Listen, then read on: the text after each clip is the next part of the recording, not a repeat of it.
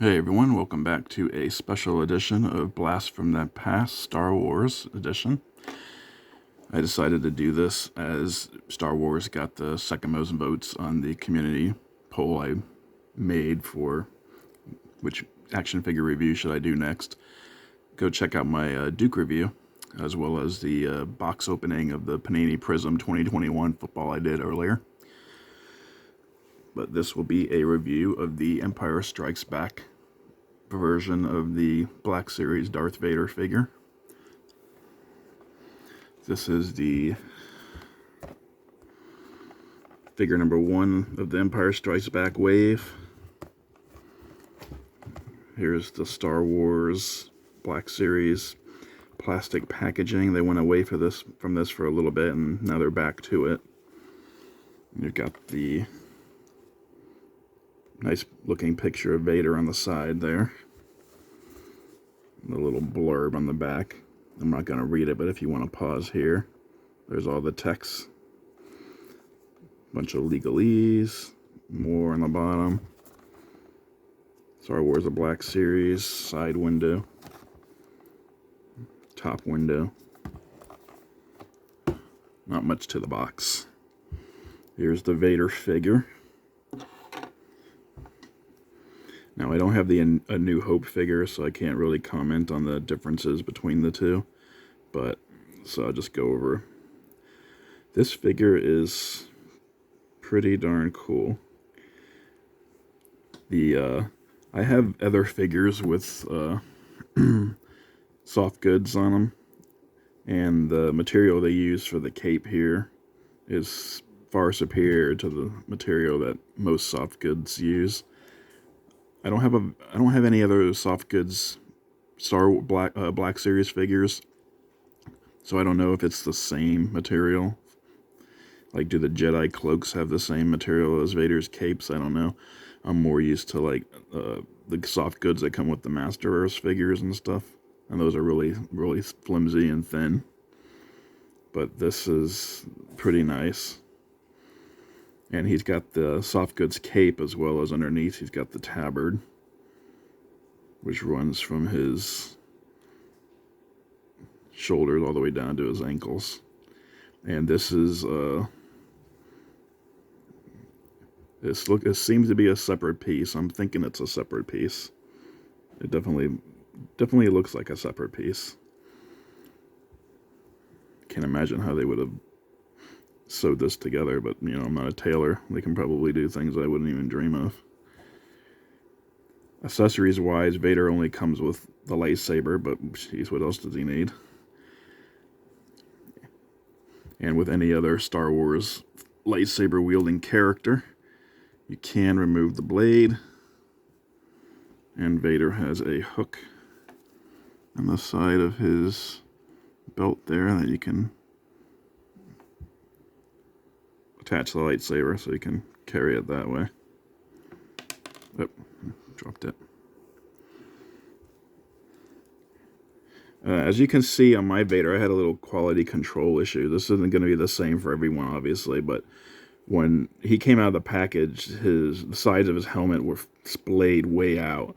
So I had to apply some heat to that, push it down to get it into the position it's in now. Also, if you noticed, here's his nose right here. You can see that the helmet was glued onto his head at the factory, crooked. It's not like directly on. It's not centered properly.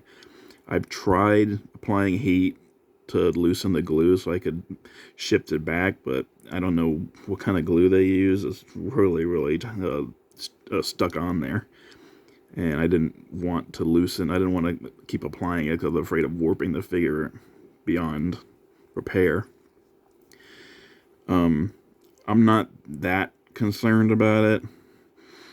Hasbro is coming out with a Return of the Jedi version of Vader, and that is my preferred version because it's got the removable helmet. So that will probably replace the Empire Strikes Back version on my shelf when I get it. But until then, I'll use this one. And you can't really tell that much that the helmet is crooked if you're looking at it from too far away. You got to be closer up. But if you got him on a shelf and you're looking at him from a distance, it's not that noticeable. But still, he obviously went through the assembly line, kind of turned slightly, I'm guessing, in the machine, and then the other machine came down with the helmet and plopped it right on his head and a little bit crooked. Oh well. Articulation-wise, he doesn't have a whole lot of up and down. That big helmet and the shoulder pads in the way. Got a little bit of tilt. You can turn left and right, though, pretty easily. His arms. I've seen other pieces on Star Wars figures where this piece right here is attached to the ball socket on a loop, so that it can move with the arm, but it's also loose, so it gets out of the way of when you're hinging his arm up, his shoulder up. This one is glued right onto the side of his shoulder, so you don't get too high with that because it can't fit in under the armor plate there. He does not have a bicep cut. He does have pinless arms, but they're not double jointed, although he does still get pretty good. He still gets a pretty good bend out of it because they cut it really deep into the forearm. It's almost up to the glove, the hinge.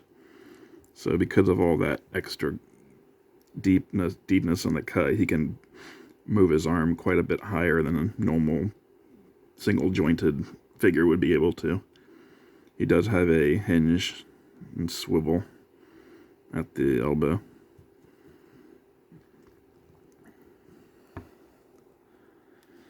And he's got the up-down wrist articulation.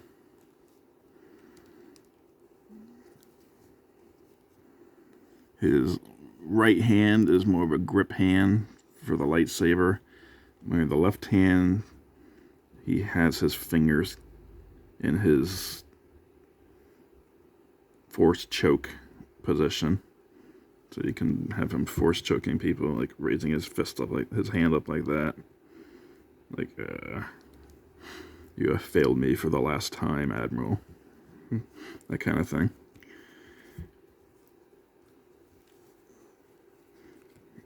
He does have a little bit of torso movement, but it's kind of hindered by the tabard a bit.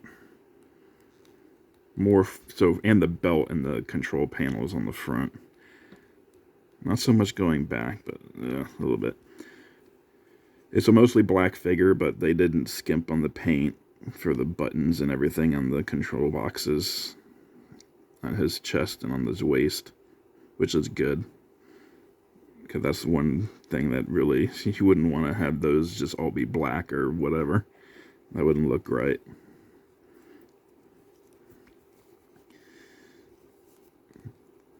He can kick his legs out about that high, that wide. Can kick up that high, kick back a little bit. No drop down hip on Vader. No, he does have a thigh cut. Sorry, I almost said didn't have a thigh cut. As you can see, he's got pinned legs, but they're going to be covered by the tabard most of the time, so that's not that big of a deal. I'm guessing they reused the A New Hope Vader legs.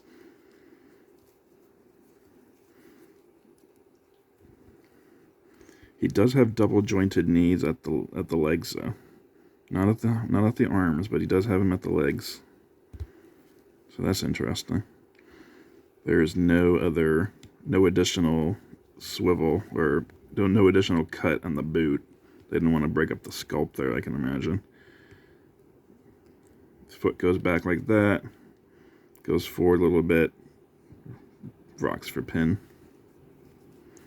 Of course, he's got the pegs at the bottom. Put them on stand.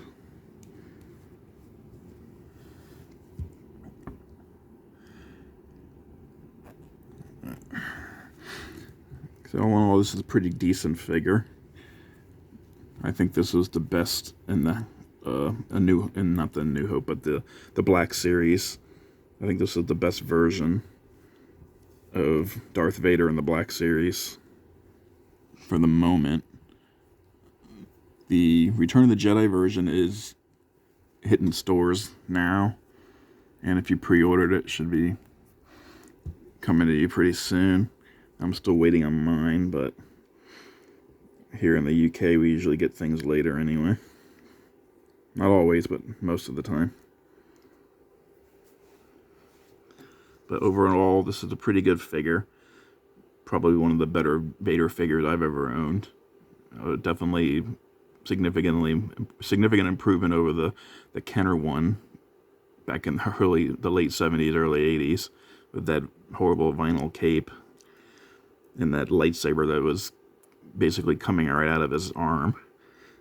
So 40 years later, they made a pretty significant change, as you would have expected, but I'm quite pleased with the quality of the Vader, minus the QC issue with the helmet.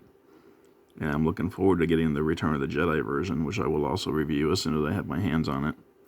So, this is a quick video. Give me a like and subscribe, comment down below, and I'll see you next time.